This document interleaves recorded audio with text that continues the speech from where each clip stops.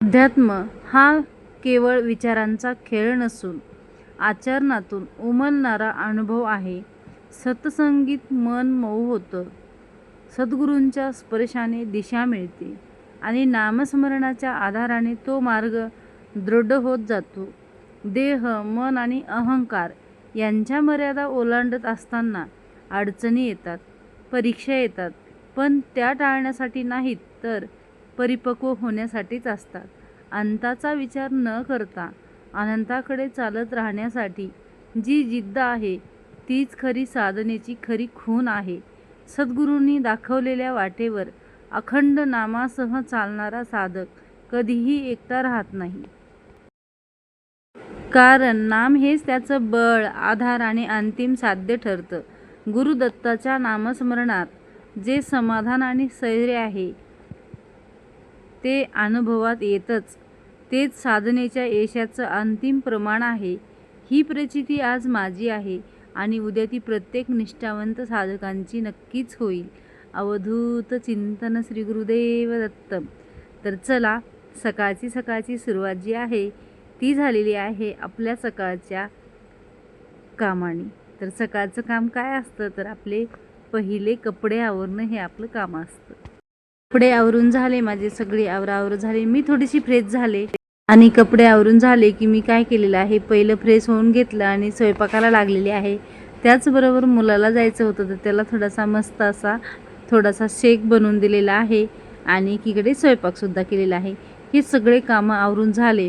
आज होती सुट्टी, शनिवारची माझी सुट्टी होती, त्यामुळे मी काय केलेलं आहे, थोडासा जो दुपारच्या स्वयंपाकाचा थोडासा ब्रेक आहे तो घेतलेला आहे आणि सकाळचे मात्र सगळे कामं मी आवरून घेतले आणि लागलेले आहे आपल्या देवपूजेच्या कामाला.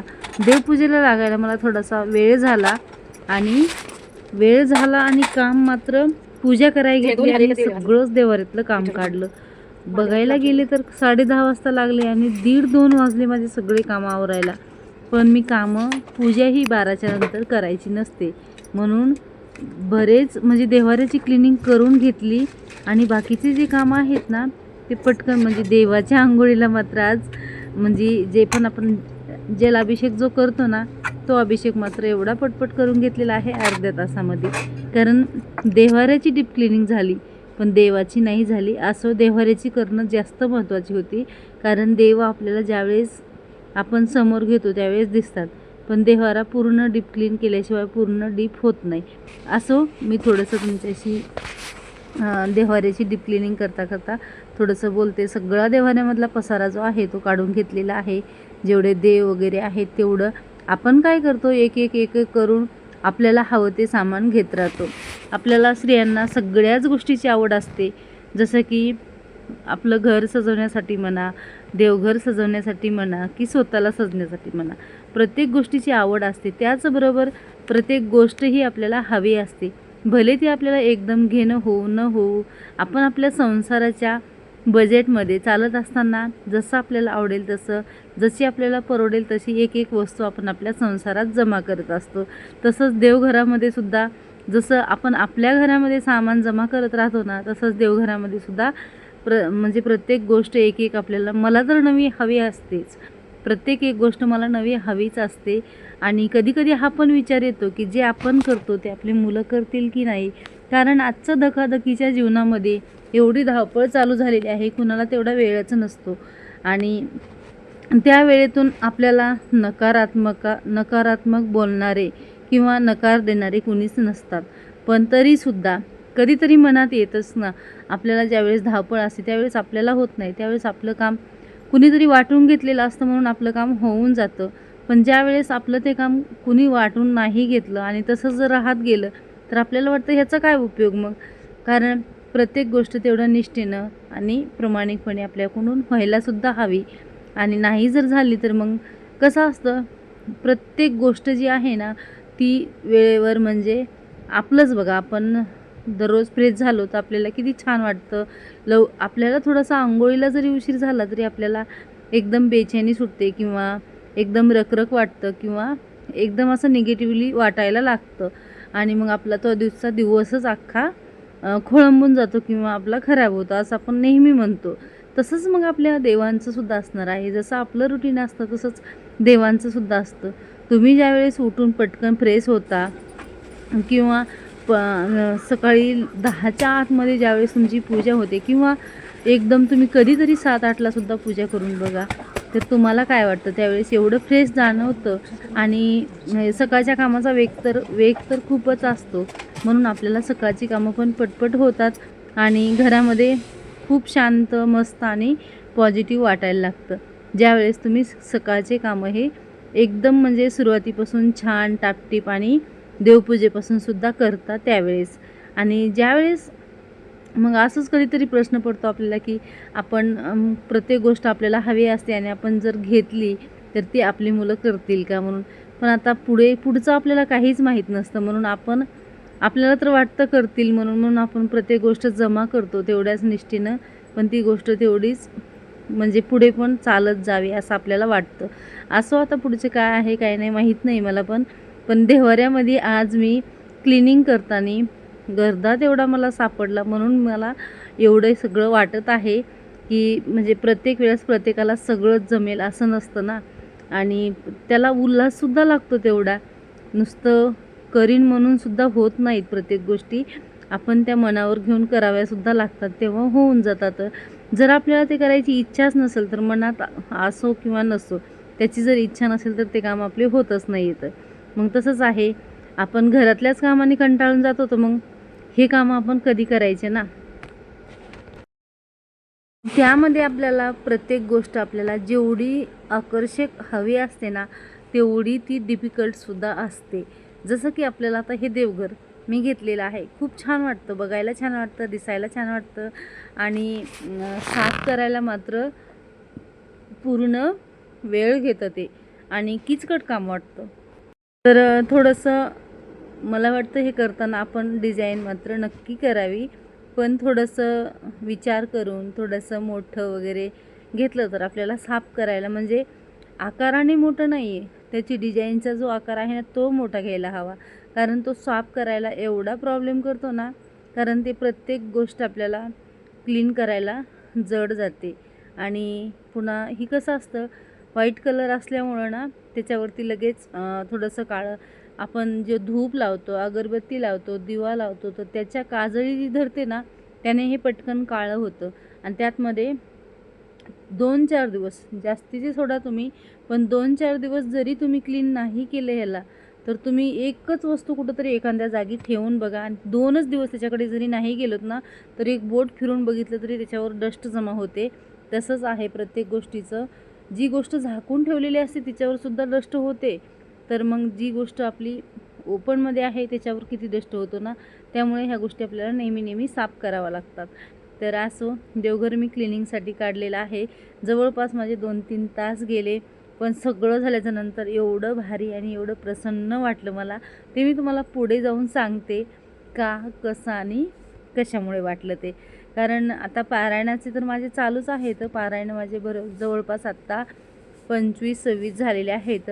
आणि हा व्हिडिओ तुम्हाला म्हणजे एकदमच लेट आलेला आहे, कारण शॉर्टमध्ये मी तुम्हाला थोडंसं याची झलक दाखवलेली आहे. मी लाँग व्हिडिओ भरपूर काही करण्याचा प्रयत्न करते, पण ते माझ्याच्यानं व्हिडिओ काढणं होतात, पण मग ते एडिट करणं होत नाही. त्यासाठी मग मी म्हटलं चला जसे होतील तसेच करूया. हे काम फोर्सफुली करायचं नसतं आणि वेळेवर पण करायचं असतं, पण आता ते फोर्सफुली नाही आणि वेळेवरही नाही, माझ्याच्यानं तेवढं होतच नाही आहे. आणि त्यातमध्ये आता जो पण थोडाफार वेळ भेटायचा तो आता मी पारायणामध्ये लावलेला आहे. असो, त्यामुळे जसं होईल तसंच बघू. आता ते स्वामींच्याच हातात आहे, काय करतील काय नाही. कारण मी आता हे शेवटचं वर्षी पकडलेलं आहे की म्हटलं चला आता काय होईल ते ह्या वर्षी, नसता मग जसं झालं तसं आपली एक आठवण म्हणूनच मी हे व्हिडिओ ठेवून देणार आहे. बाकी काम म्हणून मी पुढे चालून नाही करणार हे, कारण मग मला पण तेवढं होत नाही आहे आणि बघितला पण ट्राय करून बऱ्याच वेळेस, कारण तेवढं नाही होत सगळ्याच गोष्टी शक्य आपल्याला. तर सगळे जी तांदूळ आहेत देवाऱ्यातले ते सुद्धा मी सगळ्याच म्हणजे व्यवस्थित हे करून घेतलेले आहेत, कारण थोडेफार त्याच्यामध्ये किडे गेलेले होते, थोडंफार एखादं पाण्याचा थेंब वगैरे पडूनसुद्धा काळे वगैरे पण पडतात आणि थोडंसं कुंकू वगैरे पण सांडल्यामुळे ते खराब होत असतात. तर त्यामुळे ते तांदूळ सगळे चेंज केले, जे होते ते स्वच्छ करून घेतले आणि हे आपलं साफ करत आहे. कारण माझ्याकडे ग्रंथ पण भरपूर झालेले आहेत, देव पण भरपूर झालेले आहेत, वस्त्र पण झालेत, दिवे वगैरे पण भरपूर झालेत आणि त्यामुळे गर्दा हा खूप होतो आणि तो नीटनेटके साफसफाई आणि टापटीप करायला वेळ पण भरपूर जातो. खरंच आपण म्हणतो ना, गीतेमध्ये सांगितलेलं आहे बघा, प्रकार 2 सांगितलेले आहेत. माझ्या ते लक्षात नाही राहिलं, पण खरंच ते खूप चांगलं आहे. एका देवामध्ये सगळ्यांना बघणं आणि एकावर निष्ठेने भक्ती करणं ते खरंच खूप चांगलं आहे. पण आपल्याला आपल्या संस्कृतीमध्ये, आपल्या हिंदू धर्मामध्ये सगळे सण समारंभ आणि सगळ्या देवतेचे उत्सव आपण करतो. त्यामुळे आपण प्रत्येक देवाची प्रत्येक वेळी भक्ती करायला बघतो, आपण भाव ठेवतो आणि प्रत्येक देवामध्ये आपण एका देवाला बघितलेलं खूप चांगलं. कारण त्या भक्तीला सुद्धा काहीतरी नाव आहे बघा, माझ्या आता लक्षात नाही राहिलेलं. हे बघा, देव्हाऱ्याच्या मागं सुद्धा एवढा कचरा निघलेला आहे आणि सगळं देवघर साफ झाल्याच्या नंतर मी काय केलेलं आहे, देव्हाऱ्याच्या पाठीमागचा आणि देव्हाऱ्याच्या खालचे ड्रावर वगैरे सगळं क्लीन करून घेतलं. चला म्हटलं आता हे देवघरातले जे आपले छोटेसे भांडे आहेत ते सुद्धा लगेच क्लीन करून घेऊया. तर ते भांडे वगैरे सुद्धा मी लगेच क्लीन करून घेतले आणि आत्ता वाजले होते 11:30. म्हटलं आता 12च्या नंतर तर आपल्याला पूजा नाही करायची, 12च्या अगोदर आपली पूजा झाली पाहिजे म्हणून पटपट जे पण भांडे घासून घेतलेले आहेत ते स्वच्छ करून घेतले आणि नंतर हे केलेलं आहे. आपल्या देवाला जलाभिषेक जो आहे तो पटपट मी घालून घेतलेला आहे आणि जे तांदूळ मी फटकून वगैरे ठेवलेले होते ते तांदूळ सगळे एकत्र केलेले आहेत. दोन्हीसुद्धा घटामधलं पाणी मी बदलून घेतलेलं आहे आणि घटातलं पाणी आपल्याला घरामध्ये शिंपायला चालतं आणि तुळशीमध्ये टाकायला सुद्धा चालतं, झाडाला सुद्धा टाकू शकतो आपण. पण जे आपण देवपूजेचं पाणी आपण वापरतो ना, ते पाणी मात्र आपल्याला झाडाला टाकायचं आहे, बाकी तुळशीला वगैरे आपल्याला घालायचं नाही असो. आणि देवाचा ज्यावेळेस तुम्ही पंचामृताचा वगैरे अभिषेक करतो ते सुद्धा पाणी तुम्ही तुळशीला वगैरे नका टाकू, कुठल्याही दुसऱ्या झाडाला टाका. आणि त्याचबरोबर जे तुम्ही तीर्थ घेताना जे अभिषेक करून फक्त पाण्याचं जे तीर्थ घेतात ते मात्र सगळ्यांना पिण्यासाठी देऊ शकता, स्वतः पिऊ शकता आणि ते रोज जर घेतलं तर खूपच चांगलं आहे. कारण ते तीर्थ जे आहे ते तीर्थ खूप चांगलं असतं, ते तुम्ही स्वतः घेऊन अनुभव घ्या. मी हे तीर्थ असं पूजा करता करता थोडंसं घेतलेलं, माझ्या वडिलांना बघितलेलं आहे म्हणून मी घेत असते थोडंसं. पण आजकाल खूप मी ऐकते की अभिषेकाचं तीर्थ तुम्ही रोज घरामध्ये घेत जा, त्याने तुमचे आरोग्य वगैरेसुद्धा खूप सुदृढ राहतं आणि त्याचबरोबर तुमच्या घरामध्ये शांततासुद्धा लाभते, हे पण मी ऐकलेलं आहे. पण हे डेली आपल्याला होत नाही, पण ज्यावेळेस पण तुम्ही करताना त्यावेळेस थोडं का होईना घेण्याचा प्रयत्न करत जा. तर असो, मी तर करते कधी कधी मला जसं होईल तसं. आणि आज काय देवाला वेगळा चंदन वगैरे असं काही जास्त लावीत बसलेलं नाही आहे, फक्त चंदन लावलेलं आहे ते मात्र आपल्या महादेवाला आणि ह्याला विठ्ठलाला आणि बाळकृष्णाला. बाकी सगळ्यांना मी कुंकूच लावून घेतलेलं आहे आज. आणि असं पटपट हे जी साहित्य आहे ते उचलून ठेवलेलं आहे. कवड्यांच्या बाबतीत मला एक माहिती विचारायची होती, ती म्हणजे काय तर माझे वडील म्हणत आहेत की कवड्या जी आहेत त्या देव्हाऱ्यामध्ये ठेवू नको. मी म्हटलं लक्ष्मी स्वरूप आहेत, मला आवडतात ठेवायला तर मी ठेवते. आणि मला असं वाटतं माझं दैवत जे आहे ते कुलदैवत तुळजाभवानीचं आहे, तर मी ठेवायला काय हरकत आहे. तर माझे वडील म्हणले नाही, ह्या जी पिवळ्या कवड्या आहेत त्या येडाईच्या आहेत आणि तुझं जे दैवत आहे ते आहे आंबाबाईचं, तुळजापूरच्या आंबाबाईचं आहे. तर मग ह्या दोघींना देव्हाऱ्यात ठेवल्यावर भांडणं लागतात घरामध्ये असं म्हणतात. पण मग आमचंसुद्धा होतं कधी कधी असं सहज बोलता बोलता सहजच थोडंसं तिरपड बोलणं होतं. तर मग त्यांनी म्हणले असं होऊ शकतं, ह्यासुद्धा कारणाने होऊ शकतं. त्याच्यामध्ये ह्याच्याबद्दल अजून कोणाला काही माहिती असेल तर मला घ्यायला नक्कीच आवडेल, मी पण सर्च करून बघेल. पण त्यावर मी विषय तो तिथंच टाळलेला आहे आणि नंतर माझं रेग्युलर जे आहे ते तसं ठेवलेलं आहे. माझ्या वडिलांनी मला खूप समजावलं, पण आता बघते मी काय होतं आहे तर त्याचं. असो, आणि हा जो आपला मुखवटा आहे तो मी देव्हाऱ्यात ठेवण्याचा, आपल्या मंगल कलशाला लावण्याचा प्रयत्न केलेला आहे. असो, हे जी पाणी होतं ते मी शॅम्पूचं केलेलं होतं आपलं देवघर पुसून घेण्यासाठी आणि त्याचमध्ये मी काय केलेलं आहे लगेच जे पण हार वगैरे आहेत देवाचे ते पण धुवून घेतलेले आहेत. बऱ्यापैकी माझे बरेच हार जे आहेत ते तुटलेले आहेत आणि आता नवीनसुद्धा मी माझ्या बहिणीने सुद्धा 2-3 मला दिलेले आहेत, आईने 1-2 दिलेले आहेत. असं माझी सगळी पूजा वगैरे झाली. दारामध्ये 1-2 फुलं आलेले होते ते मी तोडून घेतले आणि देवाला वाहिलेले आहेत. आता सगळी पूजा एकदम व्यवस्थित आणि मनासारखी झाली, कारण देवघर स्वच्छ केलं की खूप प्रसन्न आणि छान वाटतं. पण लगेच काय मनात आलं माझ्या, म्हटलं चला आज स्वामींनाच इथं बसूया, आपण स्वामींची रांगोळी काढूया. मनात आलं, थोडीशी मोबाईलवर बघितली कशी काढतात म्हणून आणि काढून बघितली तर थोडीशी जमलेली आहे. पण ती रांगोळी बघून खरंच खूप छान वाटत होतं मला. ते सांगता नाही येऊ शकत, पण खरंच छान वाटत होतं. तुम्हीसुद्धा हा अनुभव घेतला आहे का? तुम्हालासुद्धा असं काही देवाचं चित्र वगैरे स्वतः हाताने ज्यावेळेस काढतात त्याचा काही अनुभव आहे का? माझी मुलगी तर नेहमी काढते आणि तिला खूप छान जमतं चित्र वगैरे. पण मी रांगोळीत पहिल्यांदा स्वामींना बघितलेलं आहे. मला खूप छान वाटलं.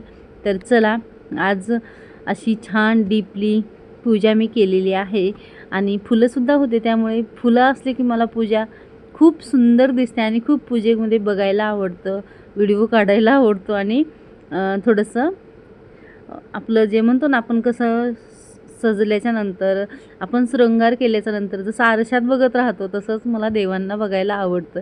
तर असो आजचा व्हिडिओ मी इथंच एंड करते. व्हिडिओ जर आवडला तर नक्की लाईक, शेअर आणि सबस्क्राईब करा. तर चला आजचा असा छोटासा भक्तिमय व्हिडिओ म्हणेल मी तुम्हाला. तर आवडला असेल तर नक्की लाईक करा. तर भेटूया पुन्हा अशाच एका नवीन व्हिडिओमध्ये. तोपर्यंत सर्वांना बाय आणि श्री स्वामी समर्थ.